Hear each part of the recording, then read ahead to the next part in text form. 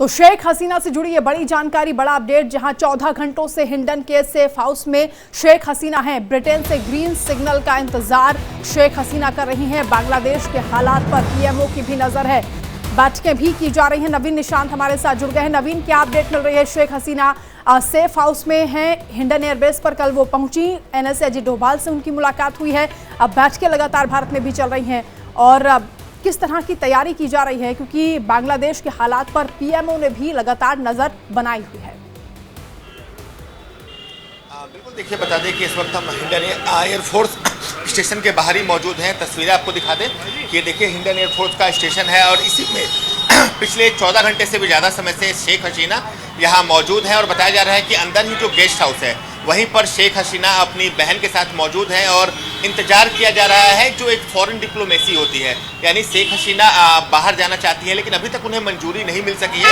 कल ये खबर आ रही थी कि शेख हसीना लंदन जा सकती हैं, वहाँ वो डिपोर्ट हो सकती हैं, लेकिन अभी तक वहाँ से मंजूरी नहीं मिली है, जिसकी वजह से 14 घंटे से ज़्यादा का समय होने को करीब है और शेख हसीना अपनी बहन के साथ अभी भी हिंडन एयरपोर्ट पर, हिंडन का जो एयरपोर्ट स्टेशन है वहाँ पे गेस्ट हाउस में मौजूद हैं। जो तमाम ऑफिशियल्स हैं वो भी अंदर ही मौजूद हैं। कल एनएसए अजीत डोभाल ने शेख हसीना से लगभग 1 घंटे तक मुलाकात की थी और जो कुछ भी स्थिति है उससे उनको अवगत कराया था। इसके अलावा पीएम को ब्रीफिंग की गई थी। उसके बाद जो विदेश मंत्री हैं एस जयशंकर, उन्होंने प्रधानमंत्री को अपडेट दिया था। उसके बाद एलओपी राहुल गांधी से उन्होंने मुलाकात की थी। तो भारत की भी नज़र है बांग्लादेश में कि बांग्लादेश के अंदर क्या कुछ गतिविधियां हो रही हैं, क्या कुछ हलचल वहां पर अभी के समय देखने को मिल रही है, क्योंकि भारत का पड़ोसी देश है, भारत से अच्छे रिश्ते हैं बांग्लादेश के। लेकिन सबसे बड़ी अपडेट ये है कि 14 घंटे से भी ज़्यादा का समय हो चुका है और जो बांग्लादेश की पूर्व प्रधानमंत्री हैं शेख हसीना, वो हिंडन एयरफोर्स स्टेशन में ही मौजूद है। यहाँ का जो गेस्ट हाउस है वहाँ पर वो अपनी बहन के साथ मौजूद है। जी ठीक है नवीन, आप रहिए हमारे साथ। आयुषी भी इस वक्त हमारे साथ जुड़ गई हैं, बांग्लादेश एम्बेसी से इस वक्त हमारे साथ मौजूद हैं। आयुषी, लगातार बांग्लादेश के जो हालात हैं वो बिगड़ते हुए दिख रहे हैं। शेख हसीना भारत पहुंच गई हैं और पीएमओ ने भी इस पर नज़र बनाई हुई, जो हालात इस वक्त बने हुए हैं। लेकिन ये जो बांग्लादेश की हालत है और 45 मिनट का जो वक्त था कल, जब अचानक से इस्तीफा दिया शेख हसीना ने और उसके बाद कैसे वहाँ पीएम हाउस पर कब्जा कर लिया प्रदर्शनकारियों ने, जो हालात बिगड़े, अभी बांग्लादेश को लेकर भारत का क्या रुख है, क्या रणनीतिक फैसला हो सकता है, क्योंकि लगातार हालात जो वहाँ पर बने हुए हैं भारत की नज़र है और भारत बांग्लादेश के जो रिश्ते रहे हैं उस पर भी कूटनीतिक फैसला करना होगा। जी बिल्कुल, देखिए 21 साल की सत्ता और 45 मिनट का वक्त भी नहीं मिला घर और देश छोड़ने का शेख हसीना को, और ऐसे में आज के समय में शेख हसीना भारत में है, भारत की राजधानी दिल्ली में है, हिंडन एयरबेस पर है। लेकिन ऐसे में जहां वो दिल्ली में भी मौजूद है, ऐसे में भारत की राजनीति भी गर्म हो गई है। लगातार बैठकों का दौर जारी है। भारत सरकार इस निष्कर्ष पर निकलना चाहती है कि आखिर इस स्थिति में वो किस तरीके से काम करे, क्योंकि बांग्लादेश उनके उन देशों में से था जिनसे हमेशा भारत के रिश्ते अच्छे रहे हैं और इसकी एक मुख्य कड़ी हमेशा से शेख हसीना रही है। जब तक वो सरकार में रही तब तक भारत से बांग्लादेश के रिश्ते हमेशा अच्छे रहे हैं और बांग्लादेश में जो हिंदू रह रहे हैं उनके लिए भी कभी कोई ऐसी खबर नहीं आई। लेकिन आज के समय में जिस वक्त खुद शेख हसीना, जो कि बांग्लादेश की प्रधानमंत्री थी, वो इस्तीफा देकर देश छोड़ने पर मजबूर हो गई, तो सवाल ये उठता है, और खास तौर पे भारत सरकार के लिए सबसे बड़ी चुनौती ये है कि वो हिंदू, वो भारतीय जो आज के समय में बांग्लादेश में रह रहे हैं वो वहाँ पे है और ऐसे में शेख हसीना यहाँ पे है, तो किस तरीके के फैसले लिए जाए। डिप्लोमेट्स लगातार इन तमाम बिंदुओं को मद्देनजर रखते हुए चर्चा कर रहे हैं कि आखिर अगर वो शेख हसीना को यहाँ पे पनाह देते हैं तो वहाँ पे जो हमारे भारतीय हैं उन पे खतरा हो सकता है, और अगर वो उन भारतीयों के बारे में सोचते हैं तो उनकी सबसे पुरानी मित्र जो इतने सालों से दोनों देशों के बीच में रिश्ते बना के रखी, उनका क्या होगा। तो इस लगातार इन तमाम मुद्दों पर चर्चा की जा रही है। लेकिन एक सवाल ये है कि कल जब शेख हसीना दिल्ली आई थी तो कहा जा रहा था कि वो कुछ ही देर रुकेंगी, उसके बाद वो दूसरे देश निकल जाएंगी, यूके या फिनलैंड जाने की बात कही जा रही थी। लेकिन अब रात गुजर चुकी है, सुबह का वक्त हो चुका है, लेकिन अभी भी शेख हसीना भारत में ही है, दिल्ली में ही है। बिल्कुल आयुषी, ग्रीन सिग्नल का इंतजार किया जा रहा है, देखना होगा कि कब तक उन्हें ये मौका मिलता है। फिलहाल नजर रखिएगा, आप रहिएगा हमारे साथ। एक और बड़ी जानकारी मिल रही है, बांग्लादेश में भारी संकट लगातार जारी है। बांग्लादेश में इस वक्त बताया जा रहा है कि ढाका में आगजनी हुई है और सेना प्रदर्शनकारियों के बीच गोलीबारी भी चल रही है। रात भर गोलीबारी चलती रही और झड़प भी हुई है। खेल मंत्री नजमुल हसन के घर पर भी आगजनी की गई। वहीं भारत ने यात्रा न करने की सलाह दी है क्योंकि हालात लगातार बिगड़ रहे हैं। बांग्लादेश अभी भी आग में जल रहा है। हिंसा प्रदर्शन लगातार अभी भी जारी है और इस बीच ये बड़ी जानकारी मिल रही है कि ढाका में इस वक्त हालात बेकाबू होते हुए नजर आ रहे हैं और भारत ने भी यात्रा न करने की सलाह दी है। वहां के खेल मंत्री के घर पर भी आगजनी की गई है और शेख हसीना के आवास पर भी आपने देखा किस तरह से प्रदर्शनकारियों ने कब्जा जमा लिया और हालात लगातार बिगड़ते हुए दिख रहे हैं। नवीन के पास हम चलेंगे। हिंडन एयरबेस इस वक्त हमारे साथ मौजूद हैं। नवीन, पूरी रात गुजर गई है लेकिन ये रात कैसे गुजरी होगी, शेख हसीना की चिंता में होंगी और भारत के लिए भी, जैसा कि आयुषी ने बताया, कि चुनौतियां कम नहीं है क्योंकि बेहद कूटनीतिक फैसला इस वक्त करना होगा। पूरे दुनिया की निगाहें भारत पर है इस वक्त।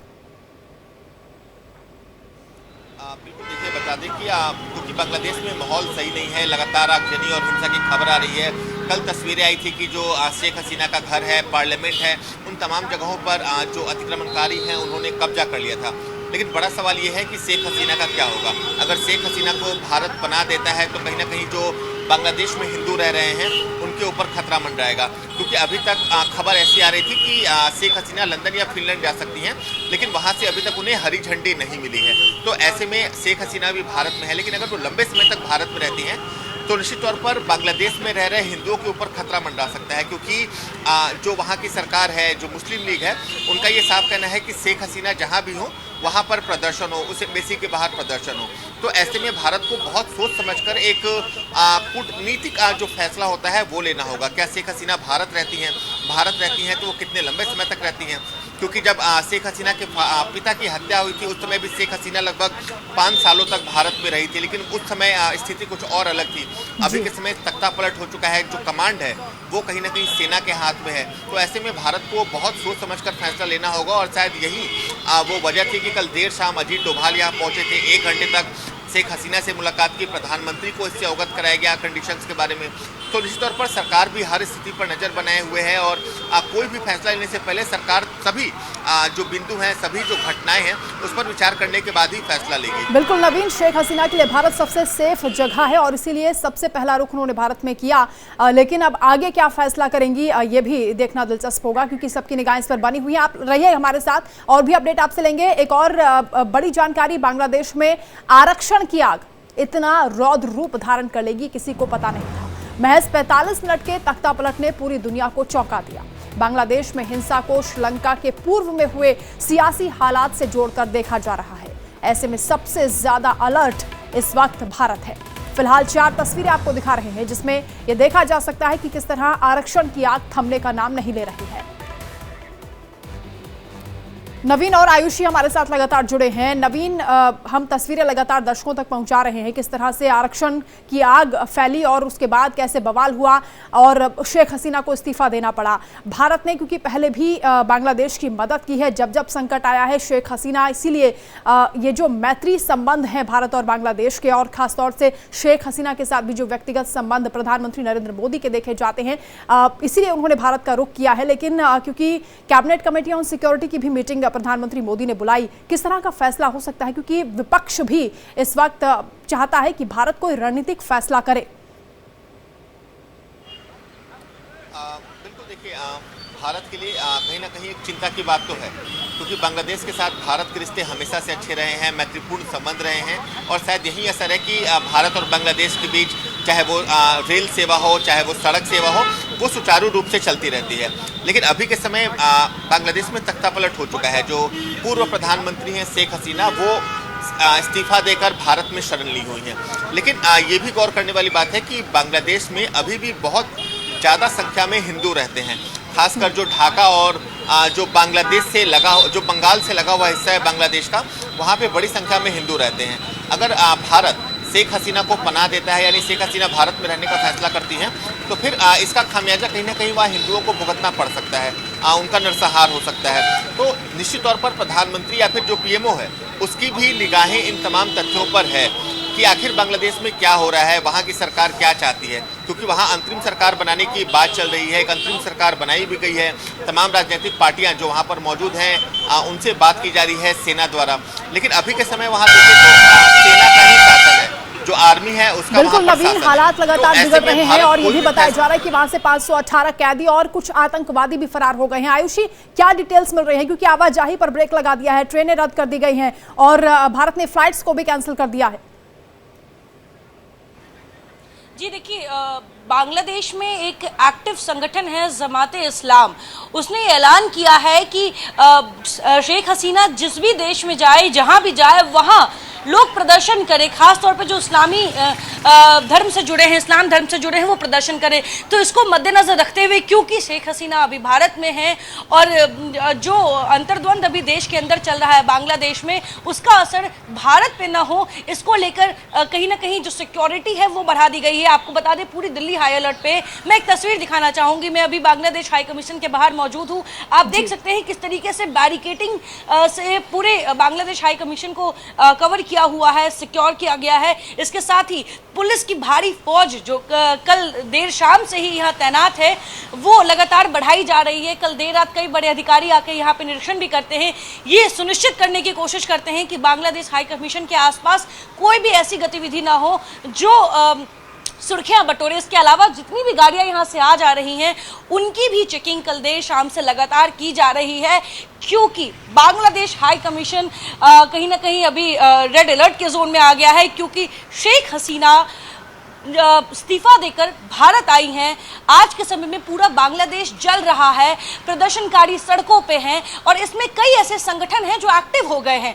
उसी में जमाते इस्लाम एक संगठन है जो काफी एक्टिव नजर आ रहा है। शेख हसीना को लेकर कई समय से वो जो संगठन है वो एक्टिव है और ऐसे में जब आज तख्ता पलट हुआ है, जब शेख हसीना पनाह लेने के लिए भारत आई है, हालांकि वो लेंगी या नहीं, पहले से ही अंदेशा शेख हसीना को था और काफी दिनों से वो ये बात कह रहे थी कि बांग्लादेश के टुकड़े करने की तैयारी की जा रही है। इसके पीछे किसकी स्क्रिप्ट है, इसका भी पर्दाफाश बहुत जल्द होगा। बने रहिए हमारे साथ, नवीन भी हमारे साथ जुड़े हुए हैं। हम अपने दर्शकों को बता देते हैं कि दरअसल जो हालात बांग्लादेश में बिगड़े वो किस तरह से ये कह सकते हैं कि पटकथा लिखी गई। दरअसल 5 जून को हाई कोर्ट का आदेश आया, ये हम अपने दर्शकों को बता देते हैं कि बांग्लादेश में किस तरह से जो परिस्थितियां हैं वो बिगड़ी। बांग्लादेश में हिंसा की वजह, 5 जून को हाई कोर्ट का आदेश आता है। स्वतंत्रता सेनानियों के परिजनों के लिए आरक्षण की व्यवस्था फिर से लागू की गई और उसके बाद हाई कोर्ट के आदेश के खिलाफ प्रदर्शन शुरू हो गया, क्योंकि हाई कोर्ट के फैसले के बाद से ही विरोध लगातार किया जा रहा था इस आरक्षण का और प्रदर्शनकारी सड़कों पर आ गए, जमकर बवाल हुआ। उसे थामने की काफी कोशिश की गई लेकिन वो कामयाबी नहीं मिल पाई। ढाका में बड़ी संख्या में जो छात्र हैं वो सड़कों पर उतरने लगे और उसके बाद लगातार 1 जुलाई को प्रदर्शन की शुरुआत होती है, जहां 16 जुलाई से हिंसा उसके बाद भड़क जाती है, प्रदर्शन तेज हो जाते हैं, बवाल सड़कों पर देखा जाता है, प्रदर्शनकारी बेकाबू होते हुए दिखते हैं। 16 जुलाई से हिंसा लगातार भड़कती रही और हिंसा में 6 लोगों की मौत हो गई। उसके बाद 18 जुलाई को हसीना की अपील को खारिज कर दिया गया, जहां पर छात्रों ने हसीना की शांति की अपील को सिरे से नकार दिया और इस तरह से प्रदर्शनकारियों की जो हिंसा है वो भड़कती हुई दिखाई दी। प्रदर्शनकारी किसी भी अपील को मानने के लिए तैयार नहीं थे। 18 जुलाई को 32 लोगों की मौत हो जाती है इस प्रदर्शन के दौरान और देश में विरोध के बाद इंटरनेट सेवाएं भी बंद कर दी जाती हैं। हालांकि हालात को कंट्रोल करने का प्रयास हुआ, लेकिन 18 जुलाई को 32 लोगों की मौत के बाद यह बवाल और ज्यादा बढ़ गया। इस झड़प में लगभग 32 लोगों की जान गई और सुप्रीम कोर्ट ने 21 जुलाई को फैसला सुनाया, आरक्षण में कटौती की, लेकिन पूरी तरह से इस आरक्षण को खत्म नहीं किया और उसका भी प्रोटेस्ट करते हुए, विरोध करते हुए प्रदर्शनकारी दिखाई दिए और प्रदर्शनकारियों का यह कहना था कि उनकी मांगों को नहीं माना गया, वो संतुष्ट नहीं हुए सुप्रीम कोर्ट के इस फैसले से। 4 अगस्त को फिर से प्रदर्शन हुआ, जहां हजारों की संख्या में लोग सड़कों पर उतरे और उसके बाद जमकर बवाल हुआ। 4 अगस्त को प्रदर्शन और तेज हो गया। इस झड़प में 14 पुलिस अधिकारी समेत 68 लोगों की मौत हो गई। आंकड़ा लगातार बढ़ता रहा क्योंकि बवाल बढ़ता रहा और 5 अगस्त को फाइनल विरोध का आह्वान हुआ। प्रदर्शनकारी नेताओं ने ढाका पर मार्च करने का आह्वान किया। प्रोटेस्ट लगातार हुआ और सरकार के साथ बढ़ते टकराव के चलते शेख हसीना ने इस्तीफा दे दिया। तो ये पूरा घटनाक्रम आपको बता रहे हैं सिलसिलेवार तरीके से। 5 अगस्त को फाइनल विरोध का आह्वान हुआ और प्रदर्शनकारी प्रधानमंत्री आवास में घुस गए। उसके बाद वहां से सामान भी लूट लिया गया, पूरी तरह से उस एरिया को कब्जे में कर लिया गया। हसीना के इस्तीफे के बाद से सेना भी सामने आ गई और सेना ने भी हालात पर कंट्रोल करने का प्रयास किया है। आर्मी चीफ जनरल का अंतरिम सरकार बनाने का ऐलान हुआ, यानी सेना ने मोर्चा संभाला और प्रदर्शनकारियों की मांगों पर विचार करने की बात भी कही गई है। अंतरिम सरकार का सेना ने फैसला किया है। अब 5 अगस्त को किस तरह से हालात बिगड़े वो भी हम आपको लगातार बता रहे हैं, क्योंकि बांग्लादेश में प्रदर्शनकारियों ने क्रिकेटर का घर भी फूंक दिया है। बवाल लगातार अभी भी जारी है। पूर्व क्रिकेटर मशरफे मुर्तजा का घर जला दिया गया। शेख हसीना की पार्टी आवामी लीग से सांसद है मुर्तजा। आपको बता दें कि नाराजगी के चलते युवाओं ने पूर्व क्रिकेटर का घर भी फूंक दिया है। खेल मंत्री के घर पर भी आगजनी हुई है और शेख हसीना के आवास पर भी आपने देखा किस तरह से कब्जा जमा लिया गया, पूरी तरह से टेक ओवर कर लिया प्रदर्शनकारियों ने। और ये पूर्व क्रिकेटर मशरफे मुर्तजा के घर की तस्वीरें आपको दिखा रहे हैं किस तरह से आगजनी की गई है और हालात अभी भी बिगड़े हुए हैं। नवीन और आयुषी लगातार हमारे साथ जुड़े हैं। नवीन, बांग्लादेश में जो प्रदर्शनकारी हैं अभी भी आगजनी कर रहे हैं और सेना ने हालांकि मोर्चा संभाला है, लेकिन अंतरिम सरकार जब तक पूरी तरह से तैयार नहीं हो जाती है तब तक लगता है कि ये हालात बिगड़ते रहेंगे। क्या सेना के आह्वान पर ये जो प्रदर्शनकारी हैं ये अपनी मांगों को लेकर जिस तरह से सड़कों पर उतरे हैं, क्या मानने को राजी हो जाएंगे? क्या हालात सुधरने का कोई रास्ता दिखाई दे रहा है? जो बांग्लादेश में आग लगी है वो इतनी जल्दी खत्म होने वाली नहीं है, क्योंकि तख्ता पलट हो चुका है सेना द्वारा। और सेना ने लोगों से अपील की है कि वो शांति बरते, अपने घरों में रहें और सड़कों पर उत्पात ना करें। लेकिन जिस तरह की तस्वीरें निकलकर सामने आ रही हैं बांग्लादेश में जिस तरह की तस्वीरें सामने आ रही हैं, लोगों को चुन चुन कर टारगेट किया जा रहा है और कहीं ना कहीं उनके घरों को जलाया जा रहा है और जो नुकसान है वो वहाँ पर देखने को मिल रहा है। तो निश्चित तौर पर जो सेना का असर है वो अभी देखने को नहीं मिल रहा। हालांकि खबर ये भी थी कि आज से वहाँ पर जो जिंदगी है वो नॉर्मल ढर्रे पे चलेगी, यानी जो कर्फ्यू लगाया गया था वो वहाँ पर हटा दिया जाएगा। लेकिन जो तस्वीरें निकलकर सामने आ रही हैं उससे कहीं ना कहीं इतना तो पता लग रहा है कि बांग्लादेश में जो हालात हैं वो सामान्य नहीं है। अभी समय लग सकता है क्योंकि अंतरिम सरकार का गठन होना है, तमाम जो जिम्मेदारियां हैं उसका बंटवारा होना है कहीं ना कहीं, तो इसमें समय लग सकता है। लेकिन तब तक बांग्लादेश में इतना नुकसान हो चुका होगा कि उसकी भरपाई करने में बांग्लादेश को 10 को लग जाएंगे। क्योंकि बांग्लादेश न सिर्फ भारत का एक पड़ोसी देश था, बल्कि व्यापार के मामले में भी बांग्लादेश के साथ भारत के बहुत अच्छे रिश्ते थे। और शायद यही वो वजह थी कि कोलकाता से ढाका के बीच भारतीय रेल की सेवा शुरू की गई थी ताकि लोगों को दिक्कत ना हो, आवाजाही में, व्यापार करने में दिक्कत ना हो। लेकिन अभी के समय सब कुछ बंद कर दिया गया है। यानी ऐसा कहें तो बांग्लादेश से भारत का जो कनेक्शन है वो वहाँ पर पूरी तरह से कट चुका है। और बांग्लादेश जो एशिया के डेवलपिंग देशों में आता था, जहाँ पे आर्थिक रफ्तार अच्छी थी, वो कहीं ना कहीं अब पीछे जाती हुई नजर आ रही है। और उसके साथ ही साथ जो बांग्लादेश है वो अभी के समय आग में जल रहा है, क्योंकि सेना तख्ता पलट कर चुकी है और अभी तक जो स्थितियां हैं वो वहां सामान्य नहीं हुई हैं। कल आर्मी द्वारा अपील की गई और ये कहा गया कि लोग संयम बरतें, अपनी ज़िंदगी में घरों से बाहर ना निकले, उपद्रव ना करें। लेकिन उसके बावजूद जो उपद्रव है वो अलग अलग इलाकों में देखने को मिल रहा है। खासकर जो शेख हसीना के पार्टी के नेता हैं, जो सांसद हैं, उन्हें टारगेट किया जा रहा है, उनके घरों को जलाया जा रहा है, उनकी संपत्तियों को तोड़फोड़ की जा रही है। तो निश्चित तौर पर बांग्लादेश बिल्कुल शेख हसीना से संबंधित जो भी लोग हैं जो उनके करीबी हैं उन पर भी खतरा मंडराता हुआ नजर आ रहा है। आप नजर रखिएगा। नवीन और आयुषी, फिलहाल बहुत शुक्रिया आप दोनों का तमाम जानकारी के लिए, तमाम अपडेट के लिए। यहाँ पर रुकने एक छोटे से ब्रेक के लिए, खबरों का सिलसिला लगातार जारी है, आप देखते रहिए इंडिया।